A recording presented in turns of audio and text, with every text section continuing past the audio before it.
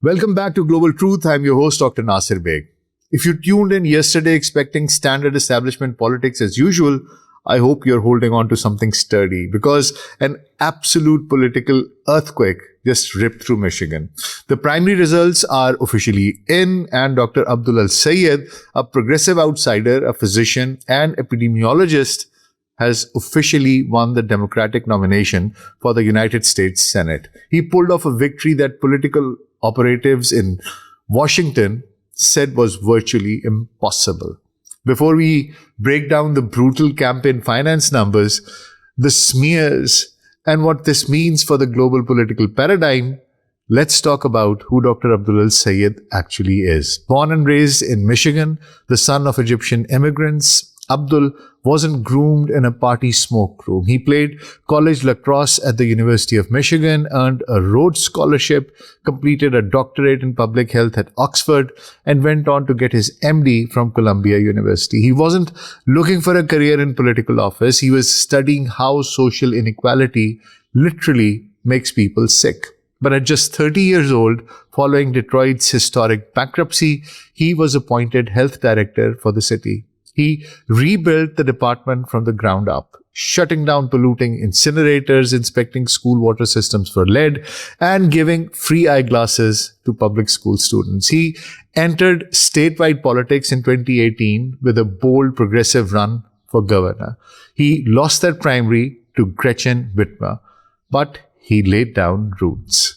And over the last decade, he built a movement brick by brick across Wayne County, Grand Rapids, the Upper Peninsula, and the Rust Belt factories of Michigan. Now, in 2026, he stands as the Democratic nominee for the United States Senate. To understand how staggering this win is, you have to look at who and what he was running against. His main primary opponent was Representative Haley Stevens, a four-time establishment congresswoman heavily backed by party insiders like Senate Minority Leader Chuck Schumer and Governor Gretchen Whitmer. The contrast between them could not have been starker. El-Sayed ran on a clear, uncompromising platform. Medicare for all, getting corporate PAC money out of politics, strict regulation on artificial intelligence, and crucially, an absolute freeze on foreign military aid to Israel amid the devastating crisis in Gaza. Haley Stevens represented the absolute antithesis of that platform. She is an unapologetic, ultra-hawkish, pro-Israel establishment Democrat. She cemented her position in a now famous speech during a public event where she declared, and I quote, "Israel comes to me in my dreams." Because of that alignment, the Washington lobbying apparatus mobilized at a scale never before seen in American primary history. Now let's have a look at the verified campaign finance findings. The American Israel Public Affairs Committee, AIPAC, acting primarily through its Political Action Committee, United Democracy Project, poured over $30 million into this primary to back Stevens and run endless attack ads against El-Sayed. When you combine that with other corporate super PACs funded by big pharma, fossil fuel interests, and defense contractors, the outside spending against El-Sayed surpassed $60 to $70 million. Think about that. That is the single most expensive Democratic and congressional primary in the history of the United States. And yet, when the final ballots were tallied, El-Sayed won. He defeated Stevens by roughly 1 percentage point, a margin of around 15,000 votes out of more than 1.5 million cast. How did he do it? Through sheer, unadulterated grassroots power. His chief supporters were Senator Bernie Sanders, Representative Alexandria Ocasio-Cortez, the United Auto Workers, UAW, National Nurses United, and over 13,000 volunteers who knocked on 200,000 doors and made over 1 million phone calls. As El-Sayed told a roaring crowd at the Majestic Theater in Detroit last night, we showed that the power of our many is greater than the power of their money. You're not supposed to be able to beat $70 million of outside dark money. But if you build a movement brick by brick, you can defeat Goliath.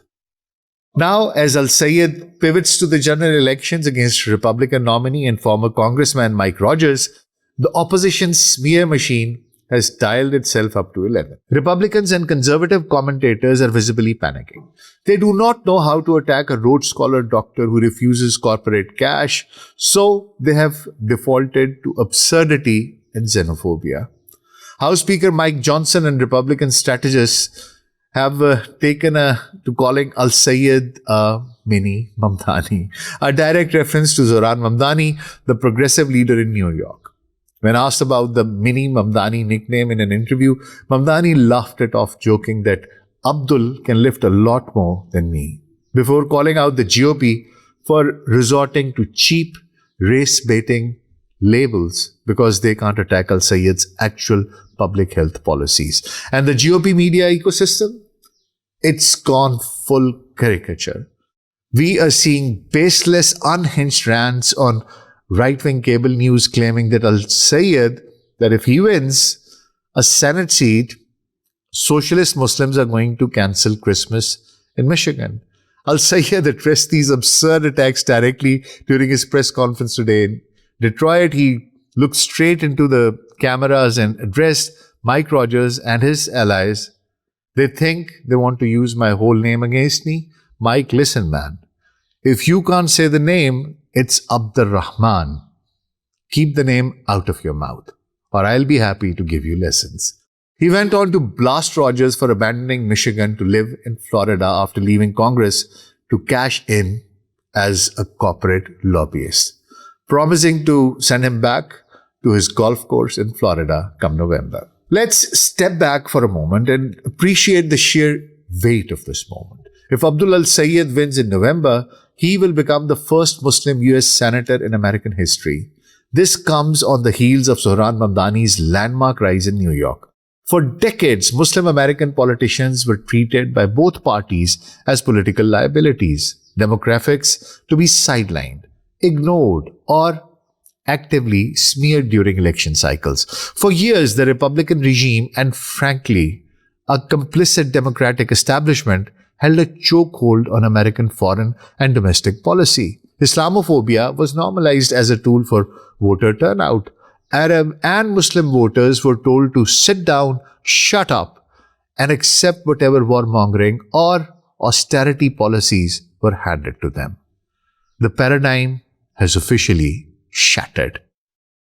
The fact that millions of working-class voters in a Midwest swing state like Michigan, a state that voted for Donald Trump in 2024, just nominated an unapologetic Muslim physician who speaks openly about Palestinian human rights is a monumental cultural turning point. It shows that everyday American citizens are breaking away from decades of state-sanctioned Islamophobia. Voters didn't care about the fear-mongering over his middle name. They cared that he wants to guarantee their health care, lower their prescription costs, stop corporate price gouging, and end the blank checks for endless foreign wars.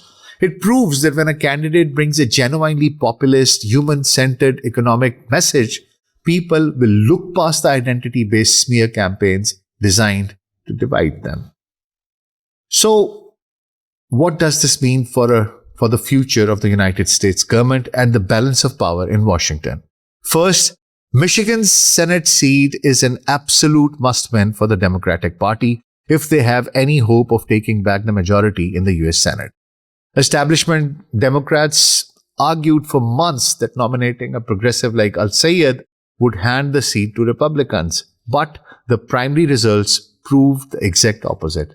The Democratic base is burnt out on uninspiring, corporate-backed centric candidates. They want fighters. If Al-Sayed wins in November, it proves that progressive populism, not limited centrism, is the winning formula in Rust Belt swing states. Second, it signals a complete restructuring of foreign policy debates on Capitol Hill. AIPAC spent $30 million trying to make an example out of Al-Sayed. Instead, they proved that their money can no longer buy primary outcomes when faced with an organized, energized populace. Future candidates will no longer feel forced to bow to dark money super PACs out of fear. A Senate that includes voices like Abdul El-Sayed means genuine debate over healthcare as a human right, aggressive climate action, and a foreign policy anchored in human rights rather than defense contractor profits.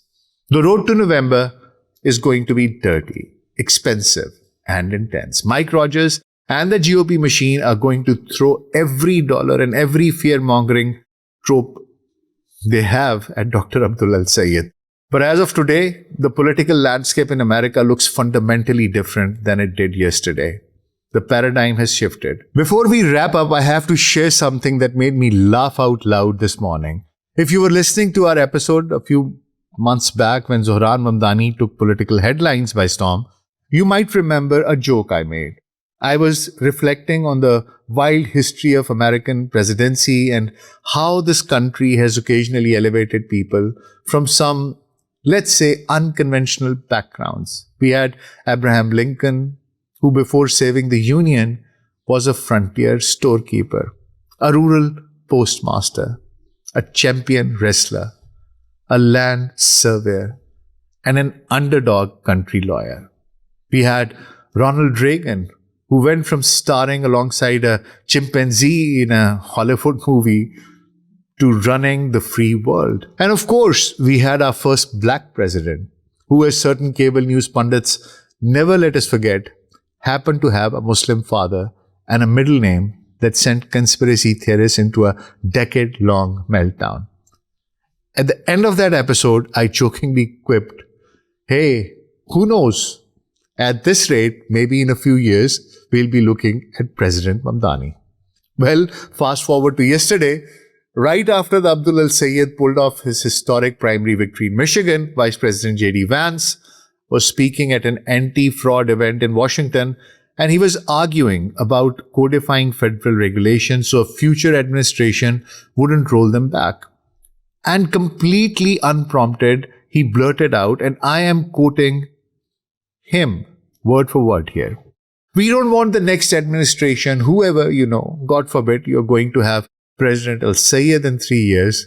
We don't want them to undo all the incredible work that we've been doing. God forbid, you're going to have President El-Sayed in 3 years." I mean, you can't make this up. The man is running for a Senate seat in Michigan, and the Vice President of the United States is already manifest dreading him into the Oval Office. So, to Vice President Vance, hey, don't blame me. I was just making a joke on a podcast. But what a coincidence, right? Well, that's our show for today. I am Dr. Nasir Baig, and I'll see you next time on Global Truth. Take good care of yourself.